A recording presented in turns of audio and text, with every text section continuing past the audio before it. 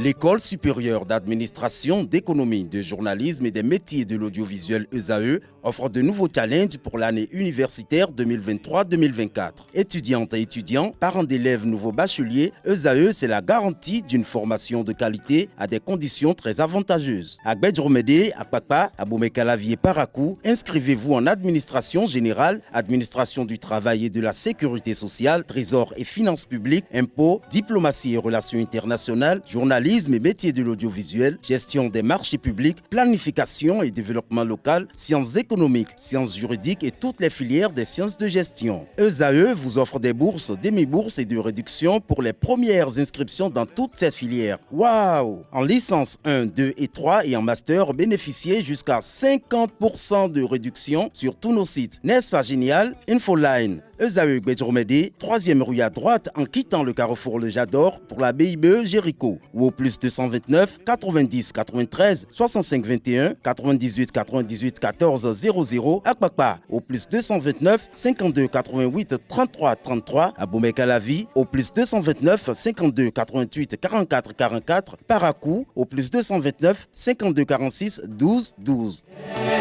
ESAE, l'excellence à un an. Amis sportifs, bonjour. Le comité d'organisation de la 10e édition de la Coupe d'Afrique des Nations Maracanã Bénin 2023 a procédé au tirage au sort constitutif des poules hier dimanche 24 septembre 2023. Le Bénin, pays hôte, a hérité de la poule A dans les deux catégories. Chez les seniors de 35 à 45 ans, le Bénin affrontera le Cameroun, le Mali, le Gabon et la Guinée-Bissau. Chez les vétérans de 45 ans et plus, le Canada, le Togo, le Burkina Faso et la France sont les pays à croiser pour passer au tour suivant. La compétition démarre demain, mardi 26 septembre 2023 à Grand Popo. 24 heures après leur retour au bercail, les Amazones du Bénin ont renoué avec le rectangle vert pour corriger les erreurs et mieux se préparer pour la manche retour du match comptant pour les éliminatoires de la Coupe d'Afrique des Nations féminines Maroc 2024. Sous la houlette du coach Symphorien Théou, elles ont entamé au stade général Mathieu Kérékou de Cotonou la préparation pour la manche retour prévue pour demain mardi à partir de 17h sur les mêmes installations. Noélia Banon et ses coéquipiers, après s'être inclinés 1-2 face aux Congolaises, se doivent impérativement une large victoire sur leurs homologues lors de la manche retour pour songer à la qualification au tour suivant de la campagne qualificative à la CAN féminine Maroc 2024. Le groupe tiendra à nouveau une séance ce lundi, veille de match, avant d'en découdre avec Naomi Kabakaba et ses coéquipières demain. Sanctions à l'encontre de deux responsables de la Fédération béninoise de pétanque. Le président de la Fédération, Garba Yaya, et le chargé de communication, Hospice Mentoli, sont suspendus d'activité par la Confédération africaine des sports boules.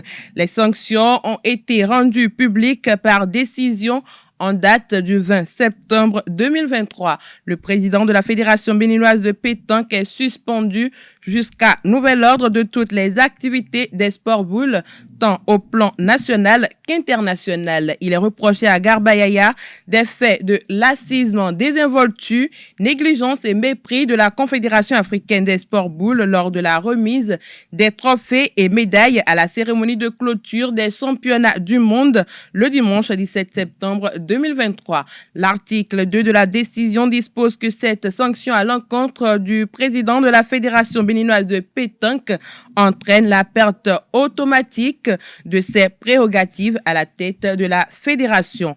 À cet effet, il est interdit aux membres de la Confédération africaine des sports boules d'entretenir des relations sur le plan sportif avec l'intéressé, souligne la décision. Pour les 3 prochaines années, Hospice Mentoli est suspendu de toutes les activités des sports boules. On lui reproche des propos discourtois envers les membres de la Confédération africaine des sports boules et légèreté grave dans l'envoi de courrier à la Fédération internationale de pétanque et de jeux provincial. Lors des préparatifs de la 50e édition du championnat du monde de pétanque à Cotonou du 8 au 17 septembre 2023 sans se référer au comité exécutif de la Fédération béninoise de pétanque.